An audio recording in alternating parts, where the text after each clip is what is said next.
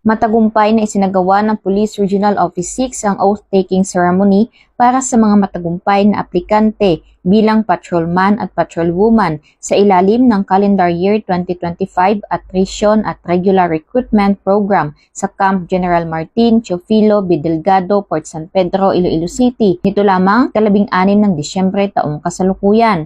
Kabuang 377 na bagong pulis ang nanumpa sa tungkulin, kung saan 300 ay mula sa attrition quota at 77 naman sa regular quota.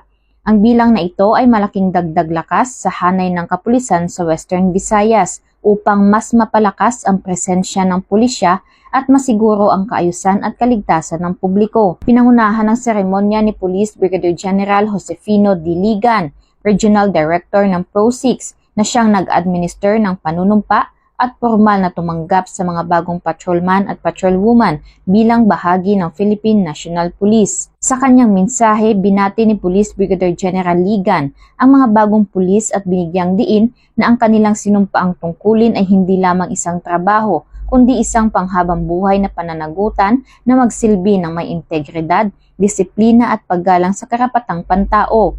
Ipinaalala rin niya na ang pagsusuot ng uniforme ng PNP ay kaakibat ng sakripisyo, malasakit at matibay na dedikasyon sa paglilingkod sa bayan. Dumalo rin sa okasyon ng mga miyembro ng Pro-6 Command Group, regional staff, pati na ang mga pamilya at mahal sa buhay ng mga bagong pulis na sumasalamin sa mahalagang papel ng suporta ng pamilya sa hamon ng propesyon sa pagpapatupad ng batas. Sa kabuuan, muling pinatutunayan ng Pro-6 at ng PNP ang kanilang matatag na paninindigan sa paghubog ng isang profesional, disiplinado at makataong kapulisan, isang pwersang patuloy na nagsisilbi ng tapat at handang magsakripisyo para sa kapakanan at seguridad ng sambayanang Pilipino.